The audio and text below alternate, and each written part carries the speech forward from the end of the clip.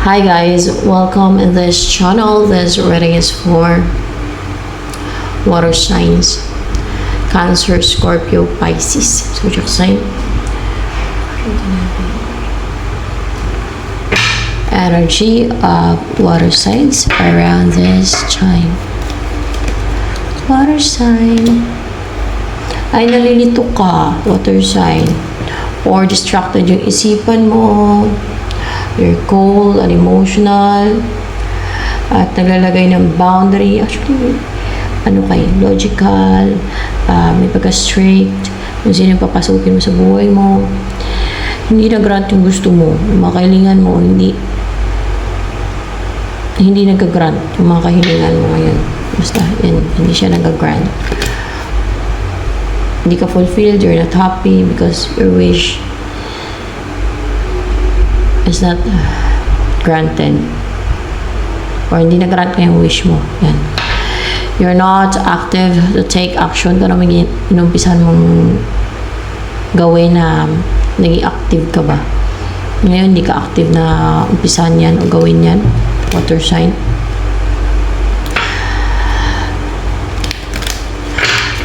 Merong babalik sa'yo or merong babalik sa'yo.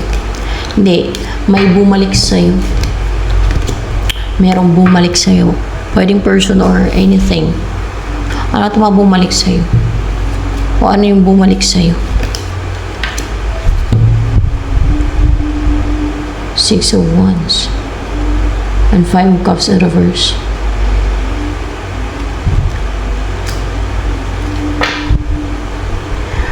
Yung for clarification of that.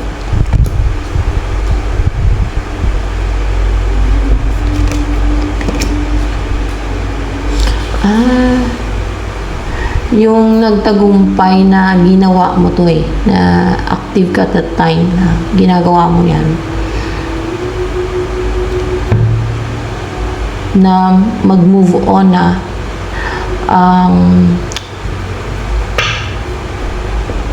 person mo. Hindi, ang karibal mo. Let's see, na mag-move on ang karibal mo sa natagumpay ka. Mag-move on ang karibal mo sa person mo. Hindi mo siya person. Sa pangarap mong person. Gusto mag-move on siya sa pangarap mong person. Di may nakaraan sila o baka relasyon na yan. May ginawa kang deceit, active ka bumalik daw sa'yo. Tapos, yung matingga ba? Yung tao na yan, yung karibal mo sa pinapangarap mong person. Ayun, bumalik sa'yo pati yung clouded ang isipan, judgment, hindi sharp and clear, hindi magtagumpay, hindi makapag-start ng new beginning na matagumpay or victorious itong karibal mo sa pinapangarap mong person, kasi hindi mo naman person pinapangarap mong person. Bakit mo ba pinapangarap yon? Gumagawa ka pa ng deceit. Bakit mo pinapangarap yung person? Ano ba yun? Nakarelasyon ba ng karibal mo na yan sa pinapangarap mong person? Ang pinapangarap mong person? Okay?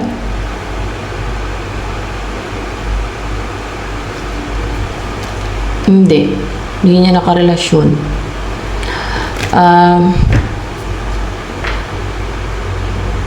Hindi niya nakarelasyon yan.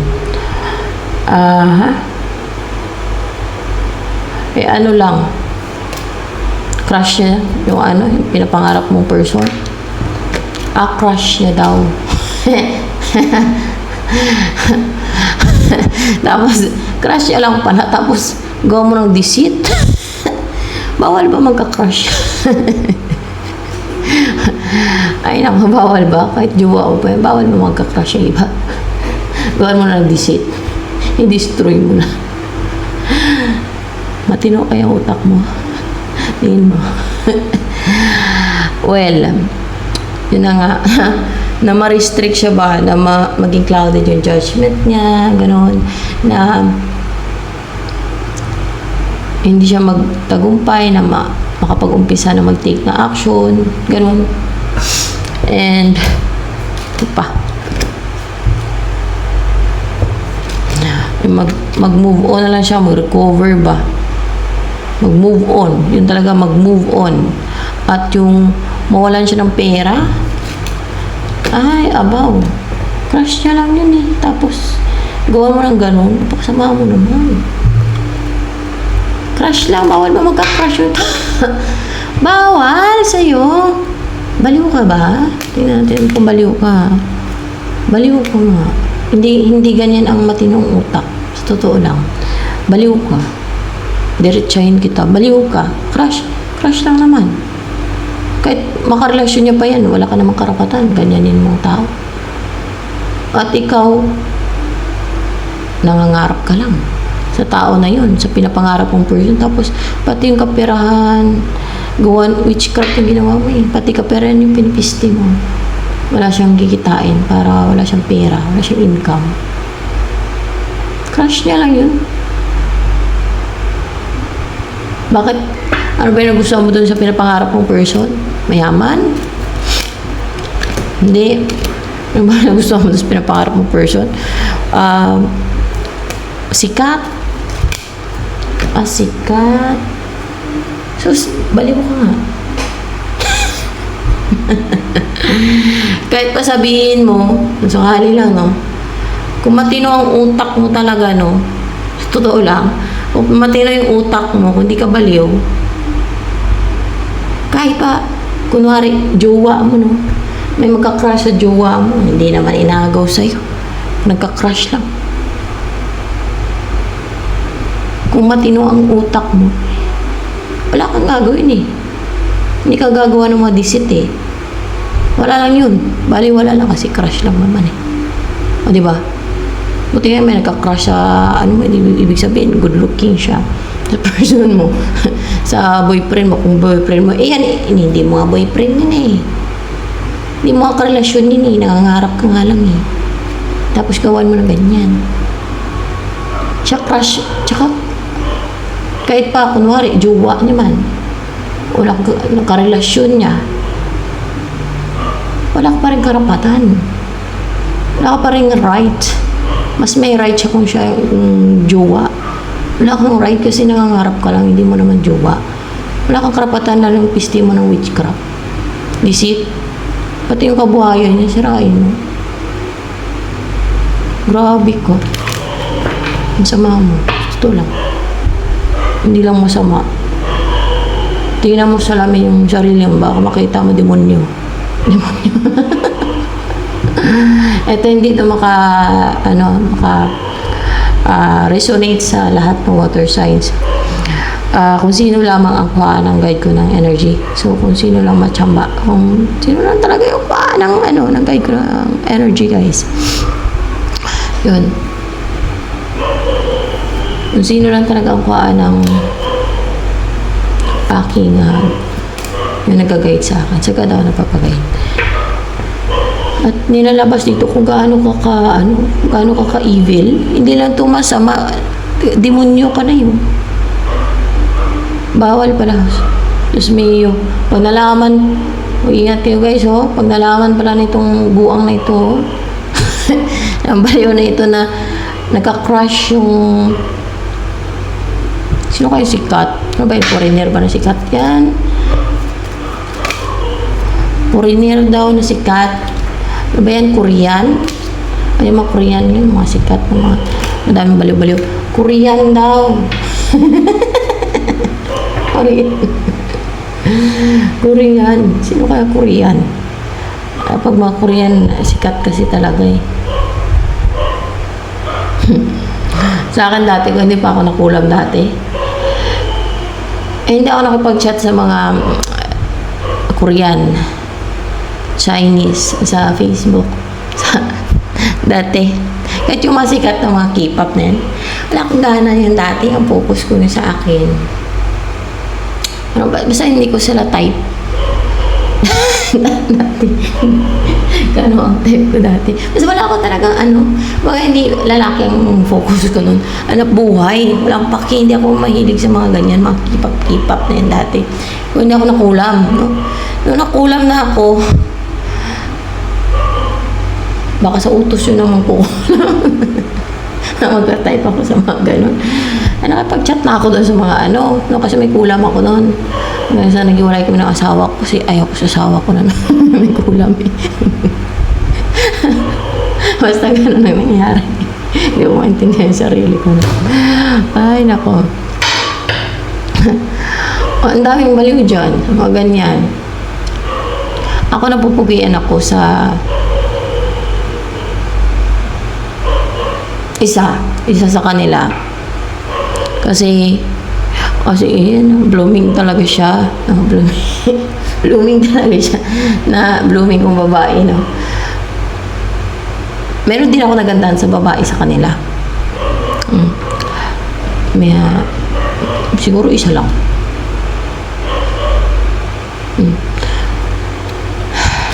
Lahat naman maganda eh. Lahat naman ng tao eh. Kasi lang, iba-iba kasi tayo na standard kung ano yung maganda, gwapo, di ba?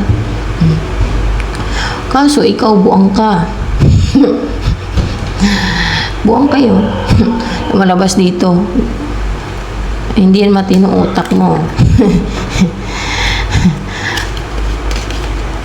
At ganyan ang pinagagawa mo. Nagka-crush lang eh. Pistin mo na ng witchcraft. Pati kabuhayan niya, kapera niya. So, sinumpa mo to. Ang dami mong sumpa sa kanya. Ginawa. Ang dami. Ang dami. At mukhang pinagtulungan niyo pa ng kasamahan mo. May kasamahan ka pa. Nabuang din. Baliw din yung mga kasamahan mo. Baliw din daw.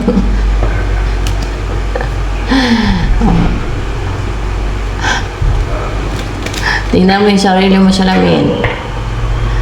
Question mo yung sarili mo, okay pa ba ako? O kailangan ko nang magpa-check up? Sabihin mo.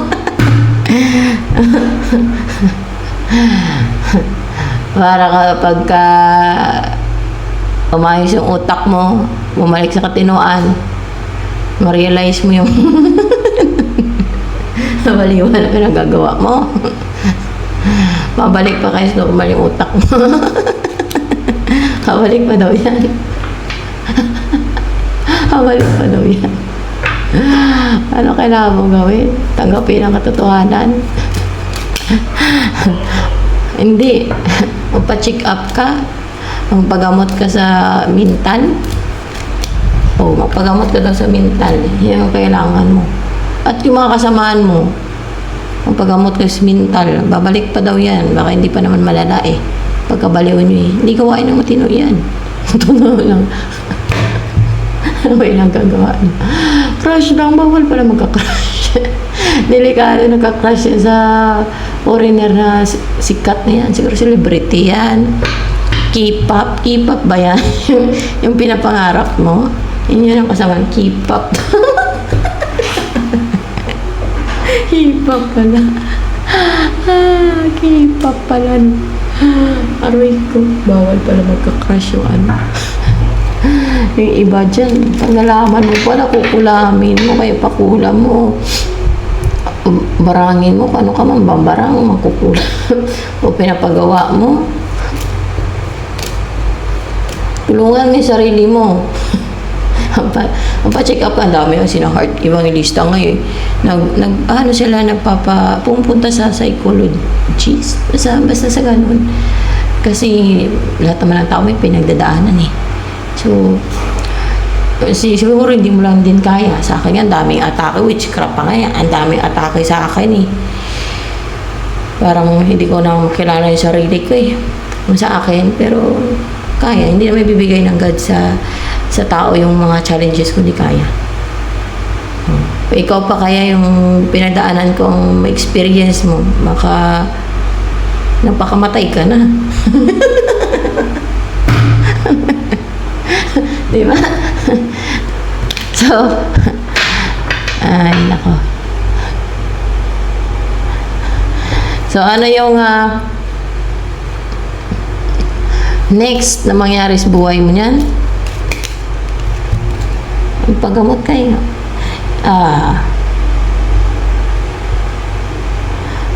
Mag-blooming ka. Pwede maging healthy ka na. Kaso lang, para mapuno ka naman ng, parang bigat-bigat, parang siguro, mga karga, baggage. Kasi natin once here, parang hindi mo matanggap. Yun ang hindi mo matanggap. Hindi mo matanggap na ang katotohanan. O hindi mo matanggap ang katotohanan. Pwede naman mangarap, wala sobra na nabuang ka na. Pwede naman mag-idolize ka lang, mga malay mo. Kung para sa'yo, di para sa'yo. Pero kung hindi, huwag mong ipilit. Ay sa mabuang ka ng tuluyan, o, di ba? Mapalala ka, di ba? Palala yung utak mo. Ay. Ikaw sumisira sa utak mo. Dahil sa too much ambition. Too much pangarap. Sobra-sobrang pangarap, no? Or yung gagawin mo lahat para sa pangarap mo, kahit ika-impyerno ng kaluluwa mo. Kahit ikasira ng utak mo. Hindi lang ikaw ang nagkakandarapa sa mga kipap-kipap. Buong mundo yan. Kasi ang dami. Sino ba yung pinapangarap mo? Sino ba yung sikat sa lahat? BTS pa yan? Ay, hindi. Yan ang sikat na hindi pala BTS. Baka iba. Yan ang pinakasikat, di ba? BTS.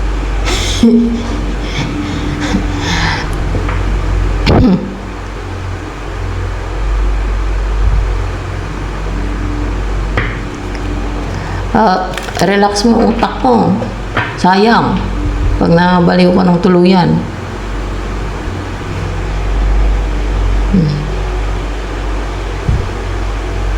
Panay masmasan ka.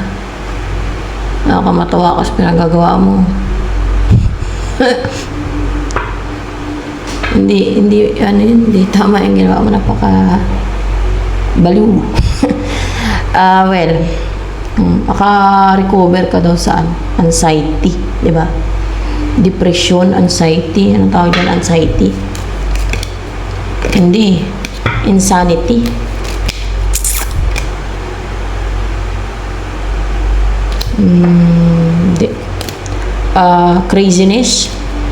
Craziness. So, parang naging crazy ka. Saan ba na? Craziness. Crazy. Crazy, baliw. Sa ano lang yan, tingin ko sa kaka-overthink dyan, kaka-pangarap mo sa sikat na tao. Kung babae ka, di lalaki yung pinangarap mo, no? Pero kung lalaki ka, di babae. Pero wala namang gano'n mo lalaki na alam yung ganyan, pag nangangarap. Kadalasan babae. Maka-recover ka pa niyan. Agapan mo. I-calm mo yung isip mo. Punta ka sa mga nature. Lahat naman ng tao may pinagdadaanan. So, dapat huwag mong i-push talaga. Huwag mong pilitin ang sarili mo. Huwag mong masyadong yan yung utak mo sa mga ganyan. Just accept the truth. Kung hindi siya, kung hindi kayo magkatuloy, kung walang pag-asa na magkatuloy kayo, hayaan mo na lang. Madami ka pa makilala. Totoo lang. Madami ka pa makilala na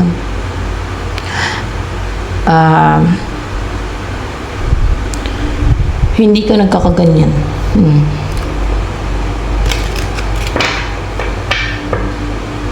Kasi mabaliw ka ng tuluyan.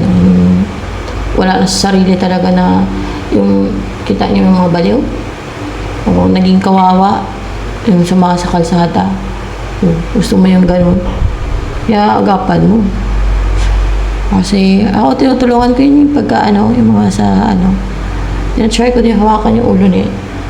Tinatanong ko kung gusto mo hawakan ko yung ulo mo. Baka kasi may demonyo yun na pabaliw eh. Alam ko kasi may May power siyang kamay ko yun. So, isa lang naman tinry ko. Dalawa sila. Ewan, hindi naman gumaling yung isa. Baka sa kakadrugs na yun. Hindi dahil sa may demonyo. Nakapag-send kasi ako ng mga kwento ko na yan. Yung kayang, yung napapantay ng ng kamay ko, yung kamay ng mga may kulam ng tao, kulam ng elemento. Alam niyo yan, nakwento ko na yun. Yan. Baka lang naman. Wala.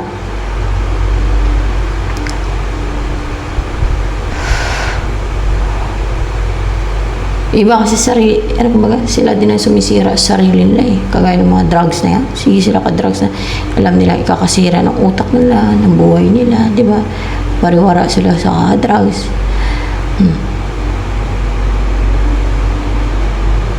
Dati nung may sahod pa ako na mais-is pa kahit pa paano. Bibigay ako ng kahit pagkain. Sa mga ganun. Pag umaalis ako, pumunta ako ng bayan. Kasi kawawa sila. So, gusto mo yung ganun ka. Kaya agapan mo, magpagamot ka, relax mo utak mo. Relax mo. Punta ka lagi sa may nature na makarecover ka agad. Makarecover ka. You need to wait.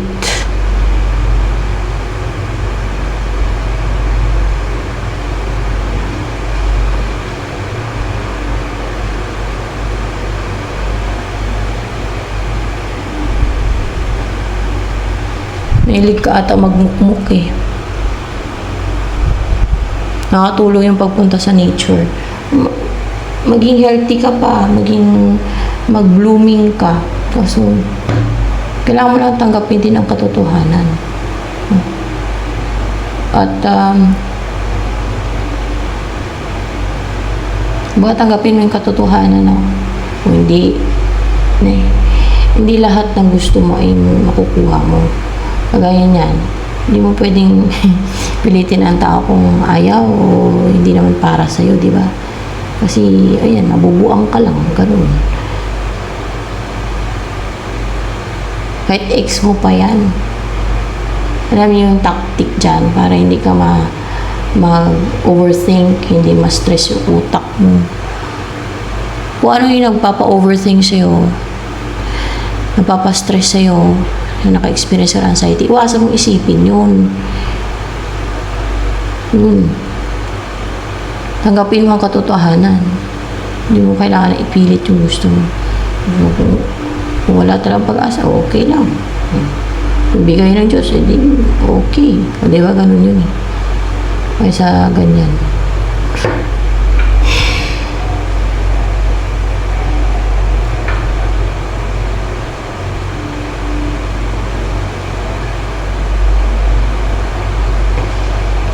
The Empress.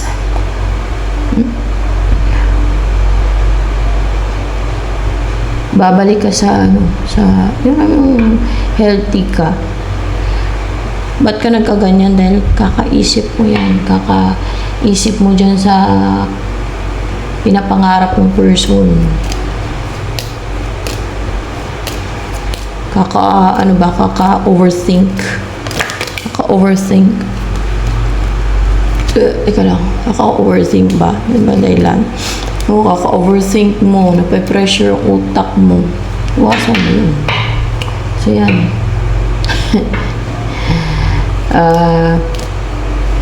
Let's see.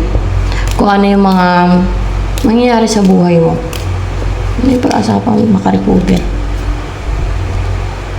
Mag-end na yung cycle. Mag-close yung cycle na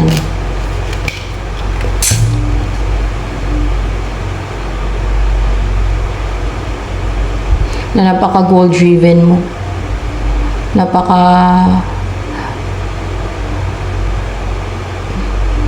Yung nagiging emotional ka, at masyado kang attached, o in love, or masyado kang goal driven, na makuha yung goal mo, yung pinapangarap ng person ba. Tapos, mag-end na yung cycle. Yun. Alam mo kung bakit nag-overthink ka niyan. Sinusulsulan ka ng devil. Na mga demonyo. Tama ba? Devil ba sumusulsul sa kanya? Hindi. Ano yung sumusulsul sa kanya para mag-overthink siya dyan sa pinapangarap ng person? To the point na gumagawa na siya ng deceit at kademon. Mga demons? Hindi. Mga ano yun, mga fallen angel. Iba hindi, mga fallen angel. Oh, yung devil, iba yung hari nila, Satanas. Ayun, mga fallen angel. Mga, ano yan, mga low ranking. Mga low ranking ng fallen angel. Sinusulsulan ka nila. Yan. Makaka-recover ka. Mag-end na yung cycle. Tulungan mo yung sarili mo. Yan. At least, makarecover ka. And then, madaming, dumadanas ng mga depression, anxiety. Importante dyan, makarecover ka. Yan. Emperor.